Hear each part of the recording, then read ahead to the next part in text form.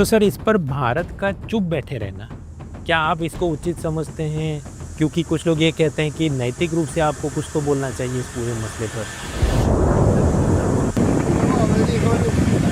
क्योंकि कितने लोग अक्षय कुमार बन के एयरलिफ्ट करके लेके आएंगे। मूवी में तो दिखाया गया कि 1990 के कुवैत वॉर के अंदर जब सद्दाम हुसैन ने इराक के ऊपर आक्रमण किया तो अक्षय कुमार विमान लेके उड़ के आ गया। बट यहाँ तुम 1 करोड़ लोगों को लेके आ पाओगे? ईरान खाली अकेला ये नहीं कह रहा है कि मैं न्यूक्लियर एनरिच करूँगा। ईरान कह रहा है कि ये न्यूक्लियर एनरिचमेंट आगे जाके फिर मैं तो इजराइल स्टेट को ख़त्म कर दूंगा। तो ये जो हम लोग कह सकते हैं कि भाई न्यूक्लियराइजेशन जो है इंटरनेशनल रिलेशंस के पॉइंट ऑफ से, वो फिर एक डोमिनो इफेक्ट क्रिएट करेगी। आज ईरान बनाएगा, फिर कल उठ के सऊदी अरेबिया बनाना शुरू करेगा।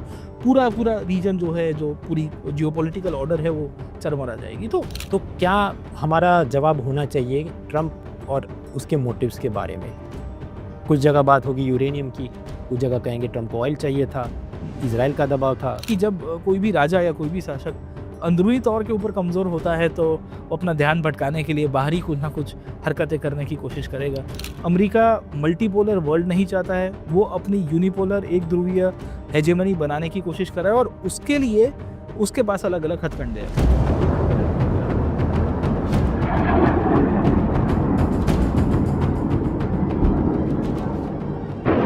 मेकर की भूमिका में आ रहा है और कुछ भारत के ही क्रिटिक्स ये कह रहे हैं कि ये पाकिस्तानी की डिप्लोमेसी की जीत है। How do you see this? अब यही बात हो गई है कि अमेरिका और ईरान अपना घर कहीं ना कहीं सेट करने की कोशिश कर रहे हैं। उसमें एक ब्रोकर को या दलाल को बीच में इंक्लूड कर दिया है। तो उसका मतलब ये नहीं होता कि ये जहाँ है क्या पता है, जहाँ है उस्ताद बन गया है। यूरोपियन यूनियन की इसमें क्या भूमिका है? वो क्यों चुप है या वो क्या चाहता है इस पूरे मसले पर? पोलो खेल रहा है, आप समझ जाइएगा। और ये पोलो एनर्जी की पोलो है। इसमें यूरोपियन यूनियन ऑलमोस्ट आप सेकेंड वर्ल्ड वॉर के बाद से देखोगे, जब से नाटो अमेरिका ने 1949 के बाद फ्लोट किया, उसके बाद धीरे धीरे करके अमेरिका के वसाल के रूप में उनको कंसीडर किया। भारत की इकोनॉमी पर इसकी ये आयाम या असर आप किस प्रकार से देखते हो? बट 2026 ट्रांजिशन जिस तरह से चल रहा है, the situations gonna be worst around. जय नमस्कार मित्रों, unfiltered international relations for UPSC के पहले एपिसोड में आपका स्वागत है। आज हम समझने की कोशिश करेंगे ईरान को। न सिर्फ यूपीएससी मेंस पेपर 1 जहां पर world history, second World war के बाद का डीकोलोनाइजेशन, वहां से जुड़े मुद्दे, या फिर UPSC mains paper 2 international relation, वहां पर issues affecting the Indian interest, Indian diaspora, ये सभी आयामों पर हम ईरान और अमेरिका के युद्ध को समझने की कोशिश करेंगे। कार्यक्रम में मैं स्वागत करता हूं प्रतीक नायक सर का। आप अनअकैडमी में हिस्ट्री के टॉप एजुकेटर्स हैं और अलग अलग हमारे जितने टॉपर सिलेक्ट हो रहे हैं यूपीएससी में, उनको गाइड करने में आपका बहुत बड़ा योगदान है। प्रतीक सर, क्योंकि अभी ये समर वेकेशन चल रहे हैं तो बहुत सारे स्कूल कॉलेज के विद्यार्थी भी धीरे धीरे यूपीएससी कंटेंट कंज्यूम करते हैं और ऐसे इंटरनेशनल रिलेशन को समझने की कोशिश करते हैं। पर वहाँ पर बहुत सारी ये केकोफोनी, मतलब गाँव में जो काम की परीक्षा की चीज़ें हैं, आयाम हैं, वो समझ नहीं पाते। सबसे पहले तो आप हमें बताइए कि ईरान का इतिहास क्या है? क्या ये कभी अंग्रेज़ों के कब्ज़े में था? इसका अपने पड़ोसी देशों के साथ क्यों नहीं बनता है? जबकि एक सामान्य धारणा ये रहती है कि ये तो पूरा मिडिल ईस्ट इस्लामिक देश हैं, तो क्यों आपस में ये बमबारी और सब हो रहा है? और ये इजराइल और इनके बीच के संघर्ष का क्या कारण है? सर मतलब ऐतिहासिक रूप से देखने की कोशिश करेंगे तो ईरान का इतिहास कुछ ऐसा रहा है कि Iran has been the cradle of civilization, सभ्यता। मतलब ऐसा कहते हैं कि इस्लाम का उद्भव तो अरेबियन पेनिनसुला में हुआ, पर जो कल्चरल एनरिचमेंट इस्लाम को किसी ने दिया है तो वो ईरान ने दिया है। आर्किटेक्चर से लेके, थॉट प्रोसेस से लेके, इंटेलेक्चुअलिज्म से लेके। खैर, ईरान ट्रेडिशनली, और भारत में भी आप उसका प्रभाव देखिए, मध्यकालीन युग में भी जो पारसी या पर्शियन लैंग्वेज जो है, फारसी भाषा जिसे हम लोग कहते हैं, ये दिल्ली सल्तनत और उसके बाद सब्सिक्वेंटली मुगल्स, और मैं कहूँगा 1835 यानी कि मॉडर्न पीरियड तक वो हमारी ऑफिशियल लैंग्वेज थी, इवन ब्रिटिश काल में भी। तो इतनी बड़ी सभ्यता की कहानी आपको इस तरह से मिलती है कि जो मॉडर्न दौर है उसमें ब्रिटिश का ध्यान अपने एक साइंटिफिक फ्रंटियर्स बनाने के लिए लगा somewhere in the 19th century. और 1830 के दशक के दौर में, 1820-30 के दशक के दौर में खास करके ब्रिटिश ने सोचा कि हम जो ग्रेटर इंडिया का जो प्रोजेक्ट लेके बनाए हुए कॉलोनाइजेशन कर रहे हैं, उसमें ईरान भी हमारे लिए एक फ्रंटियर होना चाहिए। वेस्ट एशिया से या सेंट्रल एशिया से, रशिया से होते हुए अटैक ना आए। और इसके कारण ब्रिटिश और रशियन एम्पायर्स के बीच में 19th सेंचुरी में भी एक इशू हुआ था। बाय द वे, उसके ऊपर बाद में 1820-30 के दशक में ट्रीटी ऑफ तुर्को-मनाची, जहाँ इन्होंने एक अपने स्पीयर्स ऑफ इन्फ्लुएंस को बांटने की कोशिश की ये तो पहला इतिहास है 19वीं सेंचुरी का। उसके बाद भी आप देखिए तो ईरान फिर ट्रेडिशनली ब्रिटिश इन्फ्लुएंस में रहा और वहाँ सिस्टम ऐसी बनाई गई कि ईरान में जो ब्रिटिश गवर्नर्स है या इनडायरेक्टली विल सी की ब्रिटिश हेजेमनी है वो रहती है। वर्ल्ड वॉर 1 वर्ल्ड वॉर 2 में भी आप देखोगे तो तेहरान की कॉन्फ्रेंस हुई 1940s में, और जब वर्ल्ड वॉर 2 ख़त्म हो रहा था तब की ये बात है, तभी भी ये ब्रिटिश डोमिनेशन के अंदर था। इनफैक्ट ईरान में जब इनिशियली ऑयल की डिस्कवरी हुई थी तो वो भी जो ब्रिटिश कंपनी है BP, ब्रिटिश पेट्रोलियम जिसे हम लोग कहते हैं, उसके अंडर में आता था। तो आप समझ सकते हो कि it was part of the Anglo Saxon empire system around. हुआ क्या कि जब डीकोलोनाइजेशन हुआ 1945 के बाद, जब सेकेंड वर्ल्ड वॉर ख़त्म होता है और ईरान में थोड़ी थोड़ी एक नेसेंट डेमोक्रेसी की शुरुआत हो रही थी, और वहाँ की सरकार जैसे भारत में भी नेशनलाइजेशन की तरफ चलती है, नेहरू करते हैं या नसीर 1956 में इजिप्ट में करेंगे, तो ईरान में भी कुछ इस तरह से होने की शक्यता हो रही थी। पर वो चीज़ एम्पायर बिल्डर्स को पसंद नहीं आती है कि भाई देखो हमारा साम्राज्य हमारा रहना चाहिए। जैसे आज की ऑयल की लड़ाई है, तभी भी ये ऑयल डोमिनेशन की लड़ाई थी। और कहानी ऐसी हुई कि 1950 के दशक में उनकी डेमोक्रेटिक इलेक्टेड गवर्नमेंट थी, उसको पलटा दिया जाता है और फिर वहाँ पे एक शाह यानी कि राजा को बुलाया जाता है। ये शाह को बिठाने के पीछे भी अंग्रेज़ी शासन व्यवस्था थी और ब्रिटिश और अमेरिकन दोनों साथों के साथों इकट्ठे हुए। और 1950 से लेकर 79 तक अगर आप देखोगे, 53 के बाद से ये कहानी शुरू होती है और 79 तक विल सी कि शाह पहलवी का शासन रहा। अच्छा, वो पहलवी अपने आप को पर्शियंस यानी कि जो ईरानी राजा हुआ करते थे साइरस, उनके वंशज के रूप में अपने आप को कहते हैं। पर 79 तक आते आते ईरान की जो ट्रेडिशनल आइडेंटिटी है उसको कहीं ना कहीं विल सी की हर्ट हो रहा था। और एक वर्ग ईरान में जो इसे हम लोग आज की आयतोल्ला के रूप में हम लोग कहते हैं, वो जो ट्रेडिशनल इस्लामिक थॉट प्रोसेस के साथ चलने वाला जो वर्ग था, उनको लग रहा था कि हमारा शाह जो है वो तो अमेरिका का, ब्रिटेन का और पूरा वेस्ट का एक गुलाम के रूप में या उनकी मानसिकता के साथ जुड़ा हुआ है।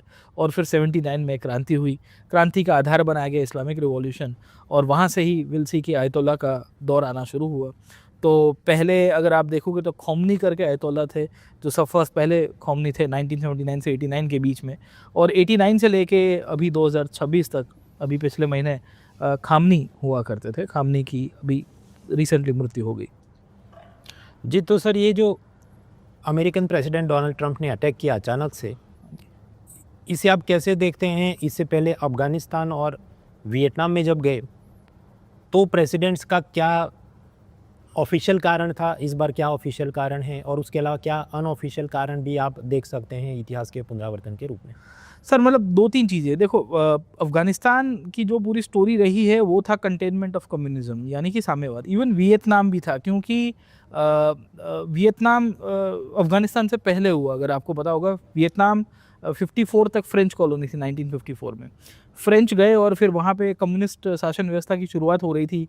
49 में चाइना कम्युनिस्ट बन गया था और साउथ ईस्ट एशिया में बहुत प्रभाव पड़ रहा था। तो अमेरिका की एक विदेश नीति के भाग के रूप में उनके जो तात्कालिक राष्ट्रपति हुआ करते थे ट्रूमैन, उन्होंने एक डॉक्ट्रिन दिया था मार्शल प्लान के थ्रू कि हम कंटेन करेंगे कम्युनिज्म को कैसे भी करके, लड़के, पैसे देके, वेस्टर्न यूरोप में अपना इन्फ्लुएंस करा है। तो वियतनाम में उन्होंने अपनी सेना उतार दी, 20 साल तक लड़ाई की और उसके बाद मुंह उठा के वापिस आ गए। जिनेवा अकॉर्ड्स होते हैं। वही कहानी अफ़गानिस्तान में। अफ़गानिस्तान 79 के दशक में अमेरिका घुसता है और उसके पीछे का कारण था रशियन कम्युनिज्म, सोवियत रूस का जो प्रभाव बढ़ना शुरू हो गया और सोवियत रूस ने अफ़गानिस्तान को अपनी बिलसी की सैटेलाइट स्टेट बनाने की कोशिश की और उसको कंटेन करने की कोशिश की जाती है। रही बात हम ईरान की देखते हैं, when we see the case of Iran around, तो ईरान में आपको वो कम्युनिज्म वाला खेल नहीं देखने को मिलता है। ईरान का जो ग्रेटर खेल है वो मेरे हिसाब से अभी जो है वो चाइना को कंटेन करना है rather than containing the whole. पर चाइना भी खैर अभी वो कम्युनिज्म के खेल में नहीं है, पर चाइना जो यूएस हेजेमनी को जिस तरह से चैलेंज कर रहा है उसको काउंटर करने के लिए ईरान का कट्टू साइज होना बहुत ज़रूरी है। क्योंकि इतने सालों से सैंक्शंस के बावजूद भी चाइना बेधड़ल्ले से, मतलब भारत ने कहा कि हम छाबार से एग्जिट हो जाते हैं, भारत ने कहा हम ईरान से तेल नहीं खरीदेंगे, पर चाइना ने कहा कि भाई मैं ईरान से कितने भी सैंक्शन लगा दो, मैं तेल खरीदूंगा। और उनकी एक पूरी इकोसिस्टम बनाई हुई उन्होंने, युआन के थ्रू पेमेंट किया जाता है और पूरा पैसा सर्कुलेट भी हो जाता है। तो ये ग्रेटर गेम जो है खाली अकेला ईरान का नहीं है, ये कंटेनमेंट ऑफ चाइना भी उसके साथ है। ईरान की अपनी न्यूक्लियर और वो सब खाली कहने की बात है। No doubt Iran is an existential threat to the Israel project, जो ये एंग्लो सेक्सन एम्पायर का पूरा पार्ट है सर। जी सर, जैसे कि हमने शुरुआत में बात की, हम अनफिल्टर्ड इंटरनेशनल रिलेशन समझने की कोशिश कर रहे हैं। आजकल सर पत्थर फेंको, हर जगह जियो पॉलिटिक्स वाले निकल आए हैं, चाहे इंस्टाग्राम की रील हो, यूट्यूब हो या इवन टीवी चैनल्स हों। तो मेरे कुछ अब सीरियस प्रश्न ये है कि जब यूपीएससी में हम जवाब लिखते हैं या इंटरव्यू में बताते हैं, तो क्या हमारा जवाब होना चाहिए ट्रंप और उसके मोटिव्स के बारे में? कुछ जगह बात होगी यूरेनियम की, कुछ जगह कहेंगे ट्रंप को ऑयल चाहिए था, इजराइल का दबाव था, कुछ लोग कहेंगे ये डोमेस्टिक इप्स्टीन फाइल और उनकी बाकी मसलों से ध्यान भटकाने के लिए ये हो रहा है, इसमें डीप स्टेट का रोल है। तो इनमें से कितनी बातें सच झूठ हैं, पहली बात, और दूसरा कि इसमें से यूपीएससी में हम कितना फॉर्मली कोट कर सकते हैं। सर 2-3 चीज़ें हैं इसके अंदर से हम लोग इसको आइडेंटिफाई कर सकते हैं। जैसे ये डीप स्टेट और वो वाला जो टॉपिक हो जाएगा वो हमारे पॉइंट ऑफ व्यू से जो इंटरनेशनल रिलेशंस में जो फॉर्मल शब्दावली है, वोकेबलरी है, उसके अंदर अपन ना मेंशन करें तो भी चलेगा। इश्यू के हिसाब से अगर आप देखोगे तो अमेरिका जैसे इंटरनेशनल रिलेशंस में हम लोग कहते हैं कि जो दुनिया है वो यूनिपोलर चाहता है, एक ध्रुवीय है, जहाँ दुनिया का ध्रुव वो हो, केंद्र वो हो, एक पेट्रो डॉलर सिस्टम जो उनके द्वारा बनाई गई है, एक वर्ल्ड ऑर्डर सेट किया गया है, उस हिसाब से वो दुनिया चलाना चाहता है। पर with the rise of China, मैं कहूँगा with the rise of India, with the rise of Russia, जिस तरह से मल्टीपोलरिज्म यानी कि बहुध्रुवीकरण जिस तरह से दुनिया में हो रहा है, उसको कहीं ना कहीं काउंटर करने के लिए अमेरिका अपनी हेजेमनी दिखा रहा है। तो हमें जब हमारे शब्दों को यूज़ करना है तो उसमें हम लोग लिख सकते हैं कि अमेरिका वर्ल्ड का एक वॉचमैन बनने की कोशिश कर रहा है। अमेरिका मल्टीपोलर वर्ल्ड नहीं चाहता है, वो अपनी यूनिपोलर एक ध्रुवीय हेजेमनी बनाने की कोशिश कर रहा है और उसके लिए उसके पास अलग अलग हथकंडे हैं। अब जैसे ईरान को ब्लेम किया जाता है कि भाई आपने न्यूक्लियर, तो न्यूक्लियर वाला पॉइंट ज़रूर से हम लोग कह सकते हैं कि भाई nuclear enrichment of Iran is a very threat to the whole region around. उसके पीछे के मल्टीपल रीजन्स है, क्योंकि ईरान खाली अकेला ये नहीं कह रहा है कि मैं न्यूक्लियर एनरिच करूँगा। ईरान कह रहा है कि ये न्यूक्लियर एनरिचमेंट आगे जाके फिर मैं तो इजराइल स्टेट को ख़त्म कर दूंगा। तो ये जो हम लोग कह सकते हैं कि भाई न्यूक्लियराइजेशन जो है इंटरनेशनल रिलेशंस के पॉइंट ऑफ से, वो फिर एक डोमिनो इफेक्ट क्रिएट करेगी। आज ईरान बनाएगा, फिर कल उठ के सऊदी अरेबिया बनाना शुरू करेगा, पूरा रीजन जो है, जो पूरी जियोपॉलिटिकल ऑर्डर है वो चरमरा जाएगी। तो इन सबको का उपयोग किया जा सकता है। दूसरा, डोनाल्ड ट्रंप की जो केस है, जैसे हम लोग कहते हैं कि एप्स्टीन फाइल्स, हम ये लिख सकते हैं कि internal politics within the United States is one of the reasons for the extreme and aggressive stand taken by the American presidents as well। क्योंकि वही है ना कि जब कोई भी राजा या कोई भी शासक अंदरूनी तौर के ऊपर कमज़ोर होता है तो वो अपना ध्यान भटकाने के लिए बाहरी कुछ ना कुछ हरकतें करने की कोशिश करेगा, सो दैट प्रजा का जो ध्यान है वो कहीं डाइवर्ट हो जाए। जी, कुछ सेक्शंस में ये भी कहा जाता है कि चीन ने भी जो भारत पर जो पहले गलवान किया था 2020 उसके भी पहले जो युद्ध हुआ था 60s में, वहाँ पर भी उनके प्रेसिडेंट और प्रीमियर की जो डोमेस्टिक कम्युनिस्ट पार्टी में कुछ इश्यूज थे, उसको दबाने के लिए, ध्यान भटकाने के लिए हुआ। प्रश्न ये भी है कि ट्रंप अपने पहले कार्यकाल में उन्होंने अब्राहम अकॉर्ड्स करवाए और इजराइल के बाकी मिडिल ईस्ट के देशों के साथ थोड़े संबंधों को सामान्य करने की कोशिश होती है। तो इस बार उनका ऐसा रवैया क्यों नहीं है, पहला सवाल। और दूसरा कि बाकी सब देश के मुकाबले ईरान इतना अड़ियल क्यों है इजराइल के मामले में? देखो, इसमें मतलब थोड़ा हिस्ट्री में जाना पड़ेगा। आप अब्राहम अकॉर्ड्स का पास्ट देखने की कोशिश करें कि जब इजराइल स्टेट का क्रिएशन हुआ 1948 में, तब से लेके अरब स्टेट्स उसके अगेंस्ट में थे। तब इजिप्ट इनका लीडर हुआ करता था और इजिप्ट के साथ मिलके कुछ सीरिया और मल्टीपल नेशंस ने ग्रुप बना के इजराइल के ऊपर अटैक किया। 48 में लड़ाई हुई, 50s 60s में आप देखोगे तो कॉन्फ्लिक्ट होती रही और बाद में इजिप्ट ने स्वीकार लिया कि Israel is a reality around. और ये इसी दौर था 70s में अब्राहम अकॉर्ड होते हैं, जहाँ अरब स्टेट्स में इजराइल जैसे राज्य ने, जॉर्डन जैसे राज्य धीरे धीरे करके अलाइनमेंट में आ गए कि हम इजराइल को मान्यता देते हैं और वो स्वीकार्यता है। अच्छा, कुछ अरब स्टेट्स की इंटरनल जियोपॉलिटिकल सिचुएशन ऐसी रही है कि वो स्वीकार्यता में नहीं थे, पर फाइनली देखोगे तो यूएई जैसा नेशन जब डोनाल्ड ट्रंप का जो फर्स्ट टर्म था उस टाइम पे आ गया। इनफैक्ट सऊदी भी अलाइन था। आप देखने की कोशिश करोगे, आईमैक करके कॉरिडोर प्रपोज किया गया था, India middle east economic corridor, जो यहाँ से यूएई होते हुए, सऊदी होते हुए, जॉर्डन से होते हुए, इजराइल से होते हुए पूरा का पूरा यूरोप कनेक्टिविटी देगा। एंड आप आयरनी इस बात की देखिए कि जैसे आईमैक हुआ प्रपोज और सऊदी अलाइन हो रहा था, जियोपॉलिटिकल ऑर्डर शांत होकर आ रहा था, और तभी ये वी विल सी कि ईरान जो है इसके अगेंस्ट में एक पूरा का पूरा हम लोग कह सकते हैं कि माहौल खड़ा करता है। इसमें सर 2-3 कारण हैं, क्योंकि ईरान का ये मानना है कि दे आर द रहनुमाज, मतलब they are the leaders of the Islamic world around, मतलब एक वर्ग ईरान में ऐसा भी है। और खासियत आपको इस तरह से भी मिल जाती है कि उसमें शिया सुन्नी क्राइसिस का भी एक थोड़ा इशू चल रहा है। और ईरान को ये चीज़ पता है कि मिडल ईस्ट के, ये वेस्ट एशिया, इंडिया के हिसाब से देखोगे तो हम ये शब्द वेस्ट एशिया यूज़ करेंगे, उसके कंटेक्स्ट में देखोगे तो उसका पकड़ कौन से नेशंस पे था। सीरिया पे हुआ करता था बशर अल असद का, उसके सत्ता पलट हो गई 2 साल पहले, उसको पलटा दिया गया। आप देखिए हमास जैसे ग्रुपिंग को या हिजबुल्लाह जैसे ग्रुपिंग को लेबनान के अंदर वो मदद कर रहा है, हुथी को यहाँ यमन में मदद कर रहा है। अब स्थिति ये होगी कि अगर चीज़ें नॉर्मलाइज हो जाएगी तो धीरे धीरे धीरे करके ये सब के सब तो एक ग्रुप में आ जाएंगे और ईरान आइसोलेट हो जाएगा। और ईरान ऑलरेडी सैंक्शंस में है, तो वो चीज़ें नॉर्मलाइज नहीं होना चाहता है।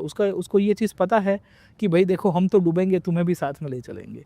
तो स्थिति ये क्रिएट हो रही है कि Iran does not wants the whole West Asian region to get normalized around, क्योंकि बाकी सारे जैसे यूएई है या कतार देख लो, कुवैत देख लो, मतलब they are not that much militarily powerful as well, okay. And that is one of the reasons ये अमेरिका की छत्र छाया में रहे, और अमेरिका इनको एक मतलब है ना, एक अम्ब्रेला देने की कोशिश कर रहा था, पर वो इस बार तो टूट गया फाइनली। ईरान का ये युद्ध इज़राइल के साथ, और यहाँ पर पाकिस्तान, भारत विश्वगुरु बने इससे पहले पाकिस्तान जहाँ है उस्ताद बन गया, और वो यहाँ पर एक बीच में पीस मेकर की भूमिका में आ रहा है। और कुछ भारत के ही क्रिटिक्स ये कह रहे हैं कि ये पाकिस्तानी की डिप्लोमेसी की जीत है। How do you see this? Sir, बहुत बार होता है कि मैं कुछ साल पहले अपना घर एक शहर से दूसरे शहर मूव कर रहा था, तो मैंने किसी ब्रोकर पार्टी को हायर किया था। मैंने कहा कि तुम मुझे घर दिखाओगे, तो वो जो ब्रोकर था उसके साथ मेरी बात नहीं बनी। अब यही बात हो गई है कि अमेरिका और ईरान अपना घर कहीं ना कहीं सेट करने की कोशिश कर रहे हैं, उसमें एक ब्रोकर को या दलाल को बीच में इंक्लूड कर दिया है। तो उसका मतलब ये नहीं होता कि ये जहाँ है क्या उस्ताद। पता है, जहाँ है उस्ताद बन गया है। खैर, आप सोचने की कोशिश करिए कि अगर पाकिस्तान की इतनी वैल्यू होती तो ये जो इस्लामाबाद पीस टॉक्स जो है वो सब फर्स्ट राउंड में फेल नहीं होते। पहली बात, कोई कोई एग्रीमेंट, कोई पैक्ट आउटकम के रूप में निकल के आता। इनफैक्ट ये सेकंड राउंड में तो और ख़राब कर दिया, क्योंकि अमेरिकन्स को इनवाइट किया गया, ईरानियंस को कहा गया कि हम पहुंच रहे, और आधे रास्ते पे अमेरिकन्स थे तो ईरानियंस ने मुंह फेर कर दिया। तो ये तो होस्ट की बदनामी हो गई कि भाई यार आप दो जो वॉरिंग पार्टी से उनको बुला नहीं पाए। मतलब ये तो ब्रोकर की प्रॉब्लम है कि भाई जो ओनर और जो भी जिसको घर भाड़े पे चाहिए है वो पार्टी को इकट्ठा नहीं कर पाया। तो हम कैसे कह सकते हैं कि ये जो ईरान और अमेरिका के बीच में जो समझौता है, इसके परिणामवश पाकिस्तान जो है वो जहाँ है उस्ताद बन गया। सर ये तो बिल्कुल सराहनीय नहीं। इनफैक्ट पाकिस्तान की हरकतें तो देखिए आप, ईरान को एक साइड के ऊपर उल्टा, क्योंकि पाकिस्तान की हालत सर बहुत ख़राब है आज की तारीख में। उसकी जो पूरी की पूरी डीजल सप्लाई है इलीगली वाया बलूचिस्तान से होते हुए, उसकी जो पोर्ट्स, जो मकरान का पोर्ट है वहाँ से स्मगलिंग होते हुए आ रहा है। वहाँ ऑलरेडी इन्फ्लेशन बहुत हाई है। तो पाकिस्तान की दशा इतनी ख़राब है क्योंकि अगर ये वॉर आगे कंटिन्यू होता रहा तो एक तो पहले उनकी इकोनॉमिक क्राइसिस, दूसरा पाकिस्तान में 20% से ज़्यादा शिया पॉपुलेशन है, और वो बहुत ही मतलब है ना, वो गुस्से में है कि भाई देखो हमारे आयतुल्ला को मार दिया और तुम अमेरिका के पिट्ठू बने घूमे जा रहे हो। और अमेरिका इनको वसाल स्टेट के रूप में ट्रीट करता है। वी नो दैट कि how America treats the Pakistanis around. तो सर इस पर भारत का चुप बैठे रहना, क्या आप इसको उचित समझते हैं? क्योंकि कुछ लोग ये कहते हैं कि नैतिक रूप से आपको कुछ तो बोलना चाहिए इस पूरे मसले पर। इसे आप कैसे देखेंगे? बहुत बार ऐसा होता है कि हमें बोलना होता है तो भी नहीं बोल पाते। ये परिस्थिति ऐसी थी जहाँ हमें, जहाँ जिनको बोलना था वहाँ बोल दिया। आयतुल्ला की जब मृत्यु हुई और उसके बाद जो माहौल जिस तरह से बना था, सिचुएशन बड़ी गर्म थी। भारत के अंदर खुद शिया पॉपुलेशन ठीक ठाक मात्रा में आपको मिल जाती है, बट हमारे यहाँ शिया सुन्नी की जो क्राइसिस या कॉन्फ्लिक्ट है वो नहीं मिलती है। पहली बात, इंडिया कोई एक पक्ष के ऊपर सीधा सीधा मतलब है ना कि फेवर में नहीं जा रहा था। उसके पीछे के मल्टीपल रीजंस है। कल उठ के ये वॉर एस्केलेट हो गई। इंडिया की तकरीबन पकड़ के चलो 1 करोड़ के आसपास आबादी पूरी वेस्ट एशिया के अलग अलग मुल्कों में फैली हुई है। यूएई हमारा ऑलमोस्ट 3rd या 4th लार्जेस्ट ट्रेडिंग पार्टनर है। इतने रेमिटेंसीज आ रहे हैं। सऊदी में हमारी पूरी की पूरी इकोनॉमी, मतलब हमारे एनर्जी डाइवर्सिटी के हिसाब से आप देख लीजिए, हमारी जो एम्प्लॉयमेंट, इंडियन ओरिजिन जो ब्लू कॉलर वर्कर्स है या वाइट कॉलर वर्कर्स है, कितने सारे रह रहे हैं। उन सब के लिए बहुत खतरा हो जाता सर, ठीक है। तो इंडिया को कोई एक साइड के ऊपर जाना, और इजराइल हमारा स्ट्रैटेजिक पार्टनर भी है, हमारी मिलिट्री नीड्स भी है, हमें टेक्नोलॉजिकली बहुत सारी चीज़ें मुहैया कराता है। तो हमने ऊपर से एक कैलिब्रेटेड अप्रोच लिया। हमारी विदेश नीति ने भी यही कहा कि भाई देखो, we want the warring parties to settle it amicably around. हम नहीं चाहते हैं कि ये चीज़ें एस्केलेट हो, क्योंकि कितने लोग अक्षय कुमार बन के एयरलिफ्ट करके लेके आएंगे। मूवी में तो दिखाया गया कि 1990 के कुवैत वॉर के अंदर जब सद्दाम हुसैन ने इराक के ऊपर आक्रमण किया तो अक्षय कुमार विमान लेके उड़ के आ गया। बट यहाँ तुम 1 करोड़ लोगों को लेके आ पाओगे? 1 करोड़ लोग जब वापिस आएंगे, उनकी जॉब्स, उनके लिए इकोनॉमिक पोटेंशियल क्या आज की तारीख में हमारे पास है कि हम लोग वो क्षमता क्रिएट कर पाएंगे? आज की तारीख में क्या हमारे पास उतनी आवश्यकता है कि हम हमारी एनर्जी नीड्स को भी फुलफिल कर पाए if the war continues around? तो इन स्थिति में इंडिया ने कैलिब्रेटेड अप्रोच अपनाया कि भाई थोड़ा शांत रहिए। हमने बैक चैनल टॉक्स और जिस हिसाब से हमारी जो विदेश नीति की पॉलिसीज़ है और हमारे जो ऑलरेडी असेट्स है, उसकी मदद से हमने ये करने की कोशिश की है सर। सर, ये जो आप डिप्लोमेटिक रिलेशंस की बात कर रहे हैं, क्योंकि ईरान पर ये एफएटीएफ सहित बहुत सारी संस्थाओं के प्रतिबंध है, तो वो किसी को ऑयल नहीं बेच सकता, वो कोई एफडीआई नहीं ला सकता। बीच में भारत ने ईरान के साथ एक रूपी रियाल एग्रीमेंट किया था कि हम आपसे तेल खरीदेंगे और रूपी करेंसी में हम आपको पे करेंगे, और ईरान की कंपनियां उसी रुपयों से भारत से गेहूं चावल जो उनको चाहिए लेके चले जाएं। हालांकि बाद में कहा जाता है कि ट्रंप के दबाव में भारत सरकार ने ये पूरा एग्रीमेंट छोड़ दिया था। उसके बाद कहा जाता है कि ट्रंप के दबाव में ही भारत सरकार ने ये चाबहार पोर्ट का पूरा डेवलपमेंट प्रोजेक्ट छोड़ दिया। इन सब के चलते आपको नहीं लग रहा है कि हम चीन के लिए खुली स्पेस दे रहे हैं? क्योंकि ईरान ने पहले ये कहा था कि ठीक है, चाबहार पोर्ट में भारत सरकार की सहयोग और सहायता टाइम पर नहीं मिली, हम चाइना के साथ मिलकर इसे डेवलप करेंगे। या अब आप जो बता रहे हैं कि वो तेल भी अपना चीन को बेच रहे हैं, तो हमारी एनर्जी सिक्योरिटी कहाँ, या कोई भी स्ट्रेटेजिक इंटरेस्ट हम कहाँ प्रोटेक्ट कर पा रहे हैं? सर मतलब देखो, जियोपॉलिटिकल पॉइंट ऑफ व्यू से या इंटरनेशनल रिलेशंस के पॉइंट ऑफ से देखा जाए कि there are no permanent friends and permanent enemies around, right. हमने at certain point of time calibrated approach लेके बहुत बार डिसीजंस लिए होंगे। अब ईरान के साथ हमारे कैसे है कि हॉट एंड कोल्ड रिलेशन है, फ्लिप फ्लॉप बहुत बार होता रहा है। आपने बहुत बार देखा होगा, ये हॉर्मूज का जो ब्लॉकेड और अभी जो सिचुएशन क्रिएट हुई उसमें अभी तो बीच में इंडियन शिप्स के ऊपर फायरिंग किया गया, पर इसके पहले भी ईरान ने हम जब ईरान में चाबहार में हम लोग थे, उस दौर के अंदर भी सैकड़ों बार इंडियन सेलर्स को या इंडियन जो मर्चेंट नेवी है, हमारी जो शिपिंग कंपनीज है, उनको परेशान करते आए। खैर स्थिति अभी ऐसी हो गई है कि इंडिया का जो एक तरह से गुडविल ईरान के अंदर जो क्रिएट हुआ है वो कभी वेस्ट नहीं जाएगा। मैं आपको एक एग्जांपल के रूप में बताता हूँ। इंडिया अफ़गानिस्तान में था 2020-21 तक, तकरीबन 2-3 बिलियन डॉलर के आसपास हमारा इन्वेस्टमेंट रहा, और फिर ये तालिबान ने फिर से टेक ओवर किया।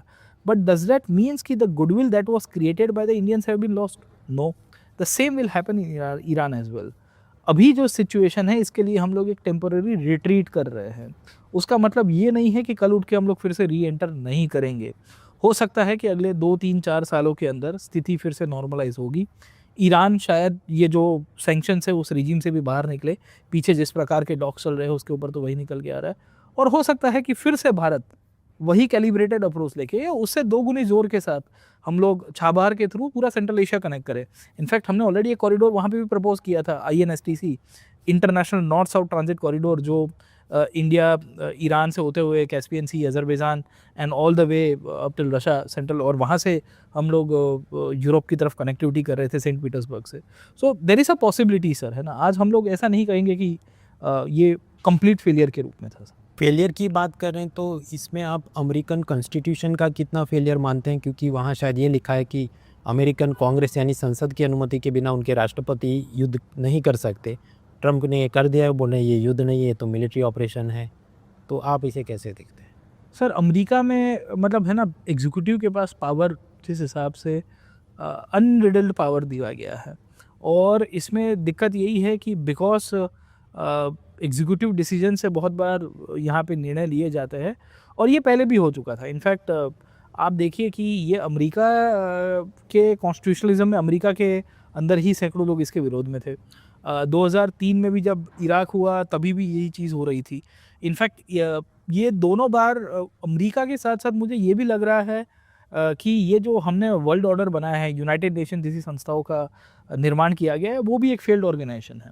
आप देखिए सिक्योरिटी काउंसिल के पॉइंट ऑफ व्यू से हम लोग देखेंगे, वहाँ सिक्योरिटी काउंसिल का अप्रूवल के बाद अगर आप कोई मिलिट्री एक्शन ले रहे हो तो समझ में भी आ रहा है, पर वहाँ पे भी सिक्योरिटी काउंसिल भी इनके फेवर में नहीं रही, ना 2003 में इराक में रही थी, ना अभी ईरान के अंदर रही। नो डाउट ईरान के ऊपर इन्होंने रेजोल्यूशन पास किया था, बट उसको भी रशिया कहीं ना कहीं बैकआउट कर रहा था।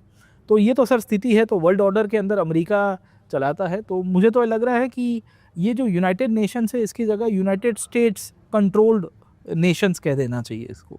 जी सर, आप ऑर्गेनाइजेशनल इंस्टीट्यूशनल फेलियर की जो बात करें कि यूनाइटेड नेशंस कुछ कर नहीं पाया, तो उसी तरह यूरोपियन यूनियन की इसमें क्या भूमिका है? वो क्यों चुप है या वो क्या चाहता है इस पूरे मसले पर?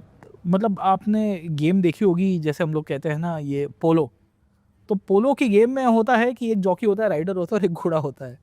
घोड़े को लग रहा है कि मैं गेम खेल रहा हूँ, वेरस घोड़ा दौड़ रहा होता है और उसका जो राइडर होता है वो स्टिक मारता है या उसको दौड़ा रहा होता है उसके लगाम लगा के। आज अमेरिका है वही पोलो खेल रहा है, आप समझ जाइएगा। और ये पोलो एनर्जी की पोलो है। इसमें यूरोपियन यूनियन ऑलमोस्ट आप सेकेंड वर्ल्ड वॉर के बाद से देखोगे, जब से नाटो अमेरिका ने 1949 के बाद फ्लोट किया, उसके बाद धीरे धीरे धीरे करके अमेरिका के वसाल के रूप में उनको कंसिडर किया गया।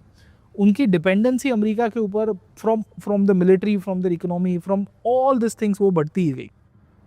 तो आज स्थिति ऐसी हो गई है कि ईयू ओपनली अमेरिका के अगेंस्ट में कुछ नहीं बोल पा रहा है। इनफैक्ट ईयू की स्थिति इससे और ख़राब हो रही है क्योंकि एक तो रशिया यूक्रेन की लड़ाई वो यूरोप में अभी फैलने की शक्यता पूरी मतलब माहौल तो वैसा ही हो गया है, कब कहाँ फट जाएगा कुछ चीज़ें पता नहीं चलेगी।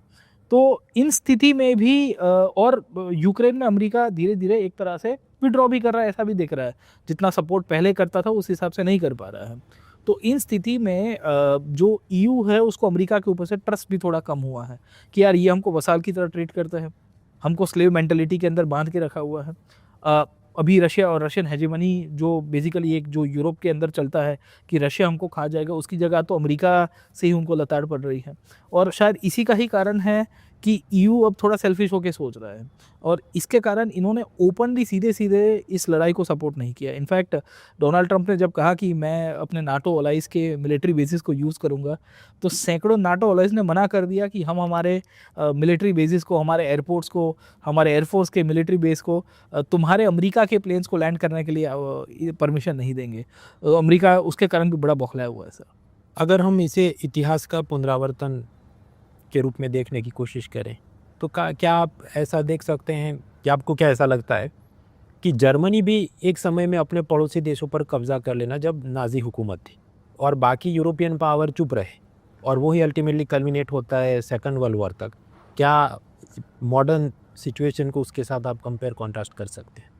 Sir Second World War was mainly out of the ideology called as the Nazism which was preach by the Germans and subsequently उसके बाद अलायंसेस बनने थे। Rome Berlin Tokyo axis create हुआ, मतलब रोम में मुसोलिनी बैठा था, बर्लिन में हिटलर बैठा था और टोक्यो में एम्परर हिरोहितो और उनकी जो विल्सी की मिलिट्री गवर्नमेंट थी उसने सब कुछ टेक ओवर कर दिया। अब ये परिस्थिति क्या आज के दौर के ऊपर तुम्हें मतलब दिखती बनती हुई दिख रही है? तो स्थिति ये हो गई कि चाइना मतलब चाहेगा, पर चाइना इकोनॉमिकली बहुत पावरफुल हुआ, उसने मिलिट्री पॉइंट ऑफ से उतना एक्सपांशन नहीं कर पाया। रशिया एक्सिस में जुड़ने की कोशिश करेगा, रशिया ईरान चाइना एक्सिस शायद चलो हम कहते हैं चलो बन भी गया है, पर सीधे सीधे तौर के ऊपर रशिया अभी यूक्रेन में उलझा पड़ा है। उसके 3-4 साल से, जो 4 साल से मिलिट्री इकोनॉमिक इम्पैक्ट उसकी हुई है, उसको रिकवर करने में बहुत टाइम लग जाएगा। ईरान की भी स्थिति यही है कि ईरान दिखा तो रहा है कि भाई देखो हम लड़ रहे हैं, पर they can not fight an outright war. जो तो इन स्थिति में एक्सिस बनेगी, पर ये एक्सिस इंपीरियलिस्टिक जो एक्सपांशन और एग्रेसिव डिज़ाइन के साथ लड़ने वाली एक्सिस होगी कि दुनिया के ऊपर कब्जा करने की कोशिश करेगी, वैसी एक्सिस नहीं बन पाएगी। आप देखिए चाइना ताइवान कर रहा है, पर ताइवान के ऊपर भी कहाँ उसने ओपन राइट मतलब ओपनली सीधा अभी अटैक वटैक किया, वैसा कुछ स्थिति नहीं किया। वो प्रेशर क्रिएट करता रहेगा जो रशिया ने यूक्रेन के अंदर कर दिया है। तो मतलब बन रहा है माहौल, पर उतनी एग्रेसिवली नहीं बन पा रहा है कि सीधा मिलिट्री एग्रेसिवनेस दिखा के कब्जे करने की शुरुआत हो जाए और फिर लड़ाई हो जाए। इनफैक्ट ईरान की आपको एक कहानी बताता हूँ। ईरान इराक युद्ध हुआ 80 से लेके 88 के बीच में। उसमें भी सद्दाम हुसैन ने अटैक किया था ईरान के ऊपर। 8 साल तक ये लड़ाई चली थी और वो सद्दाम हुसैन ने इसके लिए अटैक किया था क्योंकि जो ईरान में इस्लामिक रिवॉल्यूशन हुआ तो ये जो मिडल ईस्ट के या आज के सो कॉल्ड वेस्ट एशिया के नेशंस है, इंक्लूडिंग अमेरिकन्स, नहीं चाहते थे कि ये इस्लामिक रिवॉल्यूशन आगे कंटिन्यू हो, आयतुल्ला का रिजीम रहे और फिर से राजा को वापस बिठाया जाए इसके लिए। इकोनॉमी के पॉइंट ऑफ व्यू से मुझे कुछ आयाम ये दिखते हैं कि भारत में ये जो पेट्रोलियम नेचुरल गैस आदि की तंगी होना, एलपीजी तो एक छोटा मसला हुआ, उससे भी बड़ा कि चाहे सिरामिक उद्योग हो, फर्टिलाइज़र उद्योग हो, उसमें पूरा धंधा चौपट हो जाना, मज़दूरों का पलायन, उन्हें हिजरत करनी पड़े, से लेकर हमारे शेयर बाज़ार में गिरावट, फॉरेन इन्वेस्टर्स का चले जाना, यहाँ तक कि जिन्होंने गोल्ड में इन्वेस्ट किया था ये सोचकर कि युद्ध में ये और ऊपर जाएगा, उसकी जगह वो सारे भी सटोड़िए पैसे मूव करके डॉलर और ऑयल में जा रहे हैं। तो भारत की इकोनॉमी पर इसके ये आयाम या असर आप किस प्रकार से देखते हैं और ये कितने सालों तक चलेंगे? सर इकोनॉमी मतलब आपका विषय है, बट जहाँ तक मेरी समझ है अर्थव्यवस्था के केस के अंदर, बिकॉज आप पकड़ के चलो ये सप्लाई लाइन की पूरी खेल है। रॉ मटेरियल्स इंक्लूडिंग पेट्रोलियम से लेके बाकी सारे जो रॉ मटेरियल्स है उसकी सप्लाई लाइंस अगर डिस्टर्ब होगी, डिमांड ज़्यादा है, स्कैरसिटी तो कहीं ना कहीं विल सी के क्रिएट हो रही है, तो इन्फ्लेशन है ओवरऑल प्राइसिंग के ऊपर भी। बट 2026 ट्रांजिशन जिस तरह से चल रहा है, the situations gonna be worst around. मतलब मैं इसको दो तरह से देखता हूँ, क्योंकि जिसके पास एनर्जी है वो प्रोडक्शन करेगा और प्रोडक्शन के आधारित आपकी इकोनॉमिक ग्रोथ होगी और वही आपकी अल्टीमेटली वर्ल्ड की जो हेजेमनिक जो शक्ति के रूप में आपकी पावर मैनिफेस्ट करने की वो क्षमता बढ़ाएगी। तो अगर एनर्जी को रोक दिया गया, और अमेरिका के पास तो सर प्राकृतिक गैस, ऑयल सब कुछ है, खुद का ही है, चाइना के पास ये नहीं है, तो चाइना की एनर्जी नीड्स को रोका गया, चाइना के प्रोडक्शन के ऊपर ज़्यादा इम्पैक्ट पड़ेगा और वो अमेरिकन हेजेमनी के लिए बड़े फ़ायदे कारक होगा। तो इंडिया के लिए सेटबैक है, but India will come out sir. बिल्कुल सर, बहुत गहराई से कई आयामों पर आपने चर्चा की, चाहे वर्ल्ड हिस्ट्री हो, सेकंड वर्ल्ड वॉर, उसके बाद का डीकोलोनाइजेशन या modern international relations, all the way up to issues affecting Indian interest including economic interest. तो मित्रों, ऐसे अनुभवी शिक्षकों के साथ इंटरनेशनल रिलेशन को हम और समझने की भविष्य के एपिसोड्स में कोशिश करेंगे। और अगर आप यूपीएससी की तैयारी कर रहे हैं तो अनअकैडमी में ऐसे एक्सपर्ट टीचर्स के साथ आप पढ़िए, चाहे आप कॉलेज में हैं या वर्किंग प्रोफेशनल हैं, हमारे बैचेस आपके लिए अवेलेबल हैं। और अभी ये यूपीएससी सिविल सर्विसेज डे के उपलक्ष्य में हमारे 1 साल के कार्यक्रम केवल 16,999 में अवेलेबल है, जहाँ पर लाइव क्लासेस में आपको प्रीलिम से मेंस, जीएस से सेट, थियरी से करंट, एनसीईआरटी से advance, including CSAT and answer writing with evaluation सब कुछ मिल रहा है। और अनअकैडमी के ऐसे ही प्रोग्राम्स की मदद से पिछली एग्ज़ाम सीज़न यानी 2025 में ऑल इंडिया रैंक 1 डॉक्टर अनुज अग्निहोत्री, हिंदी माध्यम में सबसे पहला चयन रैंक 20 रविराज जी सहित कुल मिलाकर 100 से ज़्यादा लर्नर्स ने यूपीएससी क्रैक किया, क्योंकि हमारे पास ऐसे एक्सपर्ट टीचर्स हैं जिन्होंने विषयों को आराम से पढ़ा है, एब्जॉर्ब किया है और वो आपको भी उतनी ही बारीकी से उसे समझा सकते हैं। और हम यहाँ free mock interview, free mock test वाले सिलेक्शंस की बात नहीं कर रहे हैं। ऐसे लर्नर्स जिन्होंने अनअकैडमी प्लेटफॉर्म सेलेक्ट किया, वहाँ पर फीस के साथ पढ़ाई की और एवरेज वॉच टाइम निकालें हम हमारे 100 टॉपर्स का, 400 घंटे से ज़्यादा उनकी पढ़ाई हुई है। तो इसका अवश्य फ़ायदा उठाइए। जितना आप जल्दी सिलेबस को कंप्लीट करेंगे, इंक्लूडिंग वर्ल्ड हिस्ट्री, डीकोलोनाइजेशन, तो फिर करंट अफेयर्स, इंटरनेशनल रिलेशन को आप और आराम से और अच्छी तरह से समझ पाएंगे और इसे यहाँ तक कि यूपीएससी के मेंस और निबंध में भी आप एंगल्स को जोड़ पाएंगे। तो चैनल को सब्सक्राइब अवश्य करें। बाकी डिटेल्स आपको डिस्क्रिप्शन में मिल जाएंगी। Let's crack it.